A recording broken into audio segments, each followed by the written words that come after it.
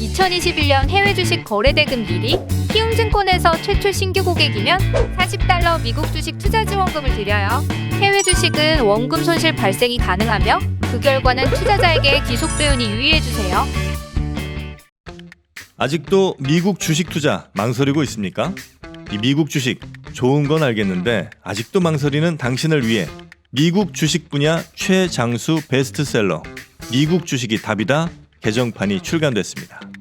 코로나19 이후 달라진 시장 트렌드, 2020년 이후의 유망 종목, 또 테마별 추천 ETF까지 한 권에 모두 담아냈습니다. 글로벌 투자의 중심으로 당신을 이끌어줄 미국 주식이 답이다 개정판 강의와 함께 보시면 더욱 좋습니다. 지금 전국 서점과 온라인에서 만나보세요. 네, 월스트리트 모닝 브리핑 함께하고 있습니다. 이번에는 미국 주식에 미치다 이항영 전문위원 함께합니다. 위원님 어서 오세요. 어서 오십시오. 네, 안녕하세요. 네, 아이고 시장 어떡하죠? 어떡하겠냐. 뭐 지금 들고 있는 뭐 저도 투자자지만 네. 팔 수 없는 상황이고 여도랭크의 개인적인 문제는 제가 잠시 끝나고 방송 끝나고 해결해 드리고요. 네. 시장은 늘 등락이 있을 수밖에 그쵸. 없는 거죠. 다만 최근에 요번에는 좀 많이 떨어진 건 맞죠. 특히 이게 130일 거의 그 거래일수 보면 110 며칠 됐을 겁니다. 이제 좀 늘어났을 텐데 그동안 하락폭으로 보면 첫 거래일 110일 동안에 보면 하락폭이 한 5번째, 6번째일 겁니다. 지금. 그러니까 많이 떨어진 건 사실이거든요. 결국 오늘 이제 저는 이제 약간 걱정이 됐고 가능성이 열려 있다 그랬는데 오늘 결국은 약세장에 진입했죠. 공식적으로 약세장에 진입했습니다. 그 얘기 잠깐만 해드리면 3일연속 어떻게 급락한 거 다 보셨을 거고요. S&P 500이 결국 요 날입니다. 요 날 1월 3일. 이때까지 하면 얼마나 신났습니까 작년에. S&P 500이 뭐 70몇 번씩 뭐 사상 최고가니 가네 막 이랬었던 시기인데 올해는요 S&P 단 한 번 사상 최고가를 갔고요. 나스닥은 근처도 못 갔습니다. 나스닥은 작년 11월이 마지막이었고요. 한 번도 못 갔습니다. 나스닥은 올해 지금 사상 최고가 가기가 쉽지 않을 정도까지 많이 떨어져 있죠. 30%가 넘게 언저리가 떨어져 있으니까요. S&P 500은 뭐 가능성이 있을지 없을지 모르겠지만 지금으로 봐서는 많은 분들이 간다 그래도 믿을 사람이 별로 없을 겁니다. 그만큼 많은 분위기가 샤해져 있는 그런 분위기가 되겠고요. 그러다 보니 3%가 넘는 거가 오늘 또 S&P 500이 거의 4% 가까이 떨어졌잖아요. 3% 이상 떨어진 거가 올해 벌써 세 번째인가 네 번째로 많이 떨어졌을 겁니다. 나스닥도 오늘 5% 가까이 떨어졌고요.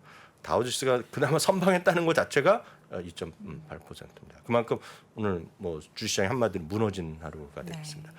여러 가지 요인이 있겠지만 직격탄은 결국은 지난 금요일에 있었던 물가라고 보고 있습니다. 그 중에서도 흔히 얘기해서 어제도 집중적으로 말씀드렸다시피 근원은 그렇게 크게 충격적이 아니었어요. 근원은 뭐 그 정도였다고 했는데 헤드라인이요. 결국은 8.6이라는 숫자 자체의 충격이었죠. 그러다 보니 그저께 그러니까 목요일 날은 이게 2%였던 것이 어제까지 보여드릴 때 한 23% 정도였잖아요. 그러니까 페드워치 툴입니다. 여러분들이 지금 구글에다가 페드워치 툴이라고만 치면 바로 보여준 바크로 하면 여러분 다 직접 확인할 수 있었겠는데요. 지금 오늘 게 또 28%까지 늘어났거든요. 그러니까 이거는 늘 말씀드리지만 현실화될 여부 이런 건 신경 쓸 게 없겠고요. 그게 그렇게 반영되고 있다. 지금 세상이 그렇게 이해하시면 되겠습니다. 마침 거기에 이제 불을 끼얹은 것은 뭐 여러 가지 이유로 되고 그동안 사례를 얘기했지만 월스트리트저널 이 기사 하나거든요. 월스트리트저널에서 이번 주 그러니까 결국은 목요일이죠. 목요일 날 새벽 3시 정도 나올 텐데 0.75%포인트를 올릴 수 있는 찬스가 있다. 그럴 것 같다. 뭐 이런 가능성이 있다. 그것 때문에 지금 주가는 오늘 급락했고요. 그러다 보니 저희가 지난주만 하더라도 지금 이거 지금 3.2% 갔던 거 올초에 10년물이 3.2를 갔었거든요. 그거 넘지 않을 거다. 쉽지 않게 단기적으로 안 되는데 그거 화로 넘어버렸죠. 그리고 이제 많은 분들이 그거에 대한 이유 뭐 결과 뭐 상관없이 가장 두려워하는 것이 장단기 금리 역전이잖아요. 이게 10년물과 2년물의 역전인데 4월째 잠시 역전됐을 때 오늘 또 역전된 상태입니다. 지금 현재 시각이요. 바로 이거거든요. 10년물 금리가 왼쪽입니다. 왼쪽이요. 3.36 뭐 왔다 갔다 하다가 지금 현재 제가 잠시 전에 한 30분 전에 뽑을 때 3.36이었어요. 여러분들 이거 직접 여러분들이 웬만한 사이트들은 다 리얼타임 보실 수 있습니다. 3.36이 되겠고요. 2년물이 3.37까지 올라갔어요. 지금. 그래서 이게 오전에 한번 역전됐었다가 풀렸다가 지금 이 시각 현재 리얼타임으로 또 역전됐을 겁니다. 지금. 그러니까 이것들이 시장에서 불안 요인은 나오는 거죠. 그러니까 이런 것들이 나오면 시장이 되게 쉽지 않죠. 이런 것들 현실적으로 좀 어렵다고 보셔야 되고요. 이뿐만 아니라 가장 큰 달러도 거가 바로 이거라고 좀 믿고 있습니다. 저는요. 10년 미국 달러가 20년 만에 최고치가 있습니다. 그때 저희가 이제 저는 개인적으로 보면 이거 80 이거 이 정도 가야 된다 보고 있거든요. 이 정도 95 정도 가는 게 맞다라고 좀 보고 있습니다. 그게 맞는데 지금 그런 거 상관없이 저희 그냥 개인적인 바람일 뿐이고 이게 지금 계속 올라가는 거죠. 네. 이게 보면 지금 N 같은 건 말할 것도 없죠. 134.57 뭐 이렇게 나올 거고요. 어저께 같은 경우에 보니까 어저께 밤에 잠깐 보니까 1285 뭐 이렇게가 있더라고요. 그 달러 원이요. 그리고 부사장님 요즘은 좀 관심 없으시지만 저는 여전히 그좀 관심 있는 거 있죠. 달러 캐나다요. 아 캐나다 달러? 캐나다 1,000원 넘은 거 아세요? 몰랐다니까요 제가요. 네, 근데 엄청나게 캐나다가 많이 1,000원이 넘어섰어요 지금요. 네. 어. 캐나다는 뭐 여러 가지 있겠지만 캐나다는 원자재 나라라고 보시면 되거든요. 그렇죠. 원자재가 세면 그건 그냥 가는 거거든요. 그러다 보니 지금 캐나다가 우리나라 뭐 이런 흐름을 가고 있습니다 지금요. 이 부분은 제가 이거 어저께도 설명드린 거 혹시 못 보신 위해서 다시 말씀드리면 이 그림은 진짜 중요하기 때문에 여러분들 그냥 머릿속에 딱 박으셔야 돼요. 이거는 한국 주식뿐만 아니라 미국 주식 하시는 분 다 보셔야 됩니다. 이거 특히 증권회사 직원들은 다 이걸 머릿속에 외우고 있어야 돼요. 달러가 올라가는 것 자체가 달러 강세가 무조건 좋지 않은 거다. 기본적으로 보면. 그래서 이거는 어제도 말씀드렸어요. 바그래프는 이익 조정입니다. 이익 조정. 이게 위로 갔다는 것은 이익을 증가하는 이익 전망을 올리는 기업이 하나라도 더 많을 때 위로 올라갑니다. 이게 퍼센트로 나눈 겁니다. 그래서 이익 조정률이 올라가는 게 좋은 겁니다.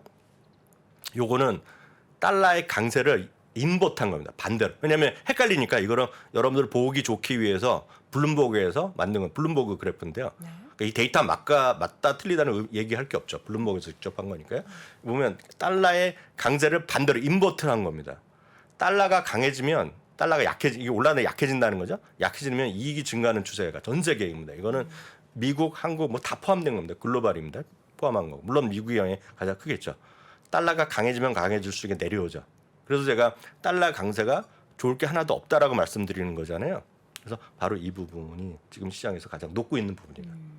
저희가 전화 부사장이 항상 가장 중요한 것은 기업 이익이라고 말씀드리고 있잖아요. 기업 이익이 전 세계가 좀 약해지고 있다는 거가 되게 전망. 그러니까 그 중에 특출나게 좋아지는 쪽도 있죠. 그래서 특정 국가가 원자재만 있다면 좋아지겠죠. 네, 그런 나라도 남미에 좀 있지 않아요. 아시아에도 그런 쪽이 있으면 그러면 좋아지겠지만 전체적으로 보면 그림이 안 좋은 그림이라고 이해하셔야 되겠습니다.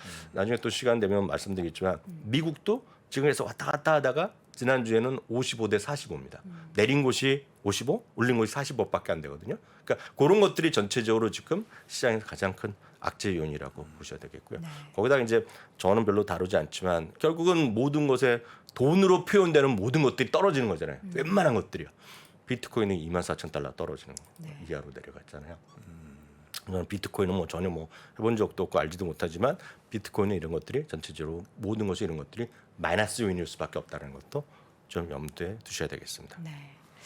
지금 뭐 금리 인상 관련해서 같이 이제 짝으로 나오는 게 경기 침체에 대한 이야기입니다. 그러니까 금리 인상을 75bp 하면은 이거 리세션 온다 이런 건데 지금 실질적으로 조사를 했더니 이 리세션에 대한 침체에 대한 그 확률을 더 높게 보고 있는 네. 게 많이 나오고 그런 있네요. 것들이 이제 여러 군데로 하죠. 뭐 다양한 언론들도 하고요. 다양한 IB들도 스스로도 판단을 합니다. 그래서 대표적인 것이 골드만삭스가 내년까지 35%다 얘기하고 있고요. JP 모건 같은 경우에는 제이미 다이먼 중에 허리케인이라는 표현을 썼지만 전체적으로 보면 지금 시장이 70% 가까이 반영돼 있는 주가가 이미 형성돼 있다 얘기를 하고 있는데요. 파이낸셜 타임즈에서 지난주에 한번 보여드렸는데 이것도요. 그 토요일 날 소개해드렸는데 이코노미스트가 조사를 봤더니 이거는 이 직전입니다. 소비자 물가 지수가 나오기 전인데요. 내년까지요. 내년까지 지금 리세션에 들어갈 확률이 딱 요거 세 개를 더한 겁니다. 요거 세 개. 요거 뒤에 두 개는 9%랑 21%는 후년입니다. 후년 2024년이고요. 2023년 3, 4분기에 들어갈 확률이 30%, 2023년 1분기, 2분기에 들어갈 확률이 38%, 올해 4분기 내지는 더 일찍 들어갈 확률이 2%. 그래서 이게 합비를 더하면 70%죠. 그러니까 이거는 뭐 그 다양한 시각이 있겠습니다만 이코노미스트한테 물어보는 게 사람한테 물어보는 게 아니라 개인들한테 그냥 일반 투자한테 물어보는 게 아니라 이코노미스트 말씀들이 이 정도의 확률을 얘기하고 있다라고 보셔야 되겠습니다. 이 가운데 있어서 지금 사실 S&P 500 기준으로 네네. 이제 어제 시장이 종가 기준 베어마켓에 진입을 한 거잖아요. 네네, 네. 그동안에 베어마켓 진입했을 때 시장 흐름을 좀 볼 필요가 있을 것 같은데 역사적으로 근데 어땠습니까? 지금 이번에 이제 베어마켓에 관한 얘기 좀 뭐랄까요? 걱정도 많고 진실도 있고 뭐 여러 가지 있을 텐데 좀 더 자세한 얘기는 저희가 이제 다 자료 다 만들다 왔는데 다 시간이 없어갖고 새벽부터 해갖고 오늘 일찍 일어나시죠? 일찍 눈이 떠질 수밖에 없죠. 새벽에 시장 보고 이거 어제 지수인가 착각을 했습니다. 전 보통 때만큼 일어났는데 다 넘쳐갖고 다 못해갖고 오늘 8시 20분에는 특집으로 네. 외전으로 하는데 그냥 베어마켓의 진실에 대해서 좀 말씀드릴 테니까 네. 베어마켓에 대해서 마냥 걱정하는 분도 많고 뭐 별거 아니란 분도 있는데 그냥 있는 팩트 위주로 팩트 체크만 해드리도록 하겠고요. 네. 근데 큰 틀에서 먼저 말씀드리면 2차 세계대전 전후에서 14번의 베어마켓이 있었고요. 지금까지 오늘까지 하면 15번째 들어간 건데 이게 전부 다가 되겠고요. 잘 들으셔야 되는데 퍼센트 체인지는 하락폭입니다. 하락폭. 하락폭을 오해하신 분이 많으신데 오늘 이제 베어마켓이 선언됐잖아요. 오늘부터 따지는 게 아니라 직전 고점부터 따집니다. 1월부터. 1월 고점이 4,800 언저리였잖아요. 그날부터 하락폭입니다. 하락폭의 평균도 있고 이제 미디안도 있는데 평균은 그냥 전체적으로 n분의 1을 한 거고 미디안 이제 중간값은 나눈 거잖아요. 그래서 의미가 있는 건 뭐 비슷합니다. 뭐 몇 개 안 되기 때문에 어떤 30%가 떨어졌습니다. 30%. 지금까지 22%가 떨어졌잖아요. 네. 그러니까 보면 한 뭐 10%그 정도 언저리 떨어질 수 있겠죠. 계산하기 나름인데 조금 더 떨어질 수 있을 겁니다. 그래서 뭐 3,200이나 300 얘기하는 거가 그런 정도 나올 겁니다. 지금요. 평균을 가면 여기는 하락 기간입니다. 하락 기간.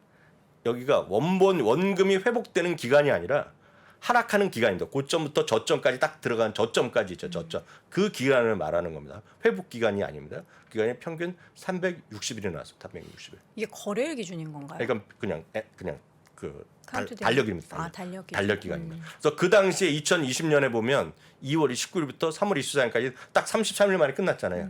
그래서 많은 분들이 요거까지 요렇게 들어가면 그 당시에는 다들 이게 초죽음이라고 생각했지만 지금 생각하면 이때가 행복이었죠. 저 때는 이제 단기적인 강력한 이슈가 있었기 때문에 저렇게 회복할 수 그렇죠. 있지 않았나. 그렇기 때문에 지금 일부에서는 이때를 생각하면 안 된다. 그래서 그렇죠. 일부에서 이거는 계산하면 안 된다는 얘기를 하는 사람이 있어요. 이거 왜 그러냐면 바로 말씀하신 대로 여러분들 공감하실 것 같아요. 그때는 다들 전 세계가 이제 유례 없는 팬데믹을 겪었잖아요. 그래서 중세 시대 흑사병 네. 제약은 경험 없었던 거잖아요. 보통 우리가 살아있는 저희 같은 사람들은. 그렇지만 엄청나게 무서웠지만 지나고 나니 생각하는 것들이 사람들이 야 그 당시에는 이거 뭔가 바이러스만 그 백신만 나면 해결될 거라고 지금까지 이렇게 오래 걸 거라고 생각 안 했지만 백신만 나오면 다들 금방 해결될 거라고 마냥 생각했죠. 영화에서는 항상 그랬잖아요. 영화나 미드나 이렇게 보면 항상 결정적인 사람이 나와서 해결하는 측을 찾잖아요. 근데 그게 지연됐지만 어찌됐게 이렇게 됐죠. 그리고 그 당시에는 75bp, 1% P 그냥 100% BP를 그냥 빡 내려버렸잖아요. 전 세계 금리 확 내려갔고 대부분의 국가 마이너스 금리까지 가면서 돈을 엄청 풀었잖아요. 근데 지금은 어떤 시기냐? 지금은 오히려 지금보다 무섭다고 얘기할 수가 있죠. 왜냐하면 지금은 어찌됐건 금리 돈을 풀기는커녕 돈을 쪼이고 있잖아요. 인플레이션을 막는 거는 방법은 하나밖에 없습니다. 결국은. 뭐 이건 많은 분들이 공통적으로 얘기하는 거잖아요. 인플레이션을 하면 수요를 죽여야 돼요. 수요를. 어찌됐건. 공급을 늘리면 좋지만 지금 공급이 어찌됐건 지금 밀도 마찬가지 그리고 기름도 마찬가지 천연가스도 마찬가지 공급으로 갑자기 더 스위치를 누를 수가 없잖아요. 지금 딱 그런 느낌이죠. 그런데다가 지금 돈을 쪼이는 시대에 들어서 있으니 약간 더 무서울 수 있다는 얘기를 하는 사람이 있는 거죠. 어찌됐건 이 당시까지는 아니 이미 지나간 거가 되고 33일이 벌써 이제 지나간 건데 지금은 이 상태에서 평균이었다라고 일단 보셔야 되겠고요. 네. 다만 반대로요. 오늘이 약세장 진입했잖아요. 오늘부터 1년 후에 보면 평균 17% 올랐다는 겁니다. 1년 후. 지금부터 1년 후에 보면. 근데 이게 보면 전체적 앞에 기간도 있겠지만 전체적으로 보면 360일이나 지나갔기 때문에 지금 바닥은 과거의 평균을 보면 금년 4분기 내지 내년 1분기 초 이런 정도로 얘기하는 사람들이 합리적인 그동안의 과거의 평균을 갖고 있어요. 과거의 통계를 본다 그러면 물론 더 짧을 수 있고 더 길어질 수도 있잖아요. 그 정도 일단 이해하시면 되겠어요. 마음은 좀 여유를 갖출 수밖에 없어요. 지금. 그러네요. 이게 14번째면 13번을 다 딛고 지금까지 온 거 아닙니까? 어쨌거나 그렇죠. 팩트는. 네, 그렇죠. 이번도 그걸 희망을 가지면서 가면 어떨까 말씀드리니까 이거 보니까 저는 꽤 뿌듯한 마음이 든 게 아까 말씀하신 것처럼 다 딛고 올라온 거잖아요. 현재 시장이. 딛고 올랐죠. 네. 지나고 나면 세상 끝날 것 같았잖아요. 예, 그땐 그랬죠. 항상 끝날 것 같았지만 이걸 계산해 보시면 한 4년에 한 번씩 있었던 겁니다. 지금 늘 있던 거고. 늘 예. 있었던 거예요. 예. 4, 5년 만에 한 번 있었죠. 리세션이 있지 않습니까? 리세션 참고적으로 말씀드리면 리세션도 늘 있었죠. 물론 베어마켓보다는 조금 자주 있지는 않았어요. 그래서 있었던 게 있었던 거죠. 그래서 지금 보면 어찌 보면 50%, 뭐 35% 얘기하는 거가 약간 더덥다 한국말로 그런 말 있죠. 뭔가 얘기하는 건 더덥다라는 표현이 있잖아요. 여러분들 요즘 보면 목소리가 죽어 있는 사람 대표적인 게 탐리라고 생각하시잖아요. 그렇죠. 조용하더라고요. 제가 탐리 인터뷰 이제 최근에 많이 봤어요. 네, 그러면 이제 이 앵커가 이렇게 물어봐요. 지금도 이렇게 강하게 얘기하냐면 걱정 없다는 겁니다. 그래서 리세션 얘기하면 리세션은 가능성이 있다는 거죠. 리세션의 확률이 몇 %냐고 물어보니까 탐리가 얘기하는 건 딱 이겁니다. 최근에 딱 마찬가지로요. 2차 세계대전 이후 보면 대충 50년 딱 보면 5년마다 한 번씩 있었다는 거예요. 리세션이. 그럼 확률은 뭐다? 20%라는 거예요. 50% 내년에 있을 확률이 20%라는 거죠. 그 사람 얘기는. 그렇지만 장기적으로 주식을 봐야 된다는 그런 관점에서 좀 이해하시면 좋을 것 같습니다. 네. 자, 월가의 시각 몇 가지 좀 보도록 하겠습니다. 모건 스탠리 CEO 네. 제임스. 네, 제임스 골만인데요. 아시다시피 모건 스탠리는 시장을 상당히 안 좋게 보는 대표적인 증권사 두 군데거든요. 이분이 오늘 좀 올렸어요. 뭐로 올렸냐면 리세션 확률을. 리세션이 보통 기존에 이분이 30% 확률이라고 그래갖고 골드만삭스보다는 조금 좋게 봤다는 얘기했는데 5대5로 올려놨고요. 이분이나 잠시 후에 소개될 제레미 시겔 교수랑 똑같습니다. 연준의 금리 인상이 늦어도 너무 늦었다는 얘기입니다. 그래서 이분도 매번 비판하는 게 지금 파월 의장을 비판하는 거예요. 그래서 지금 유유부단하게 정책을 폈다는 얘기죠. 빨리 했어야 되는데 너무 늦었기 때문에 이분 얘기는 리세션을 피할 기회를 놓쳤고 당초 예상보다 인플레이션이 더 길어질 수밖에 없다. 얘기를 하는 거죠. 그래서 시장에 대해서 우려감을 얘기하고 있습니다. 와튼 스쿨의 제레미 시겔 교수도 뭐 적극적으로 지금 계속 방송에 출연하고 얘기를 하고 있었는데 오늘도 출연했습니다. 주식 비중을 여전히 주식 갖고 가야 된다는 얘기하고 있고요. 오타가 났는데 현금이 있으면 매수를 시작해야 된다는 얘기예요. 현금을 쓰라는 얘기입니다. 하는데 그러면 이런 얘기하는 거 단기적으로 더 떨어질 수 있잖아요. 이분이 제가 한 보름 전에 얘기했을 때 이분이 앞으로 추가적으로 그 당시에 3,900 몇십 갔을 때 5% 추가 하락 가능성이 있다고 얘기했잖아요. 지금도 똑같습니다. 이분 얘기는 5% 자기는 여전히 5% 떨어질 것 같은데 5%나 10%랑 의미가 없다는 얘기죠. 이분 얘기는. 근데 이분은 워낙 긍정론자고 이분은 미국 주식을 오랫동안 투자하라 이런 책으로 유명한 분이잖아요. 네, 지금 보면 지금부터 시작하면 돈이 있어서 지금부터 시작하면 1년 후에 후회하지 않을 거라는 얘기죠. 오늘의 결정 후회하지 않을 거라는 얘기하고 있고요. 이분은 아무리 인플레이션 이 대표적으로 지금 제레미 시겔을 비판하는 분이 이분인 지금 의장을 그 FOMC 의장을 연준 의장을 비판하는 사람이잖아요. 근데 이분은 지금 장기적으로는 여전히 주식 갖고 있는 것이 인플레이션을 이기는 수단이라고 얘기하고 있고 채권 투자해갖고 절대로 이기지 못하는 인플레이션 이길 수 없다는 얘기를 하는 거죠. 그리고 미국 기업 이익은 많건 적건 간에 지금도 여전히 견조하게 유지하고 있다는 얘기하는 거죠. 지금 오늘 계산은 안 해봤지만 지금 한 16.5배 정도밖에 안 나올 겁니다 지금요. 그렇죠. 예, 왜냐하면 오늘 가격이 많이 떨어진 데다가 지금 지난주에 S&P 500의 주당이 조금이라도 올랐단 말이에요. 올랐죠. 물론 그거에 대해서 신뢰성을 얘기하는 사람이 많이 있어요. 왜냐하면 결국은 그게 내려갈 것이고 예를 들어서 220달러 심지어는 210달러까지 줄어들 수밖에 없다라는 주장을 하고 있거든요. 그렇지만 그거 가봐야 되는 얘기. 어찌됐건 월가의 컨센서스는 230달러로 지난주보다 위에 가 있거든요. 그래서 여전히 이분은 여전히 주식을 좀 긍정적으로 보고 있다라고 보셔야 되겠고요. 마르코 콜라노빅도 뭐 이분도 거침없이 또 얘기하는 분이죠. 주식시장의 리세션 우려가 지나치게 많이 반영돼 있다는 얘기하고 있고요.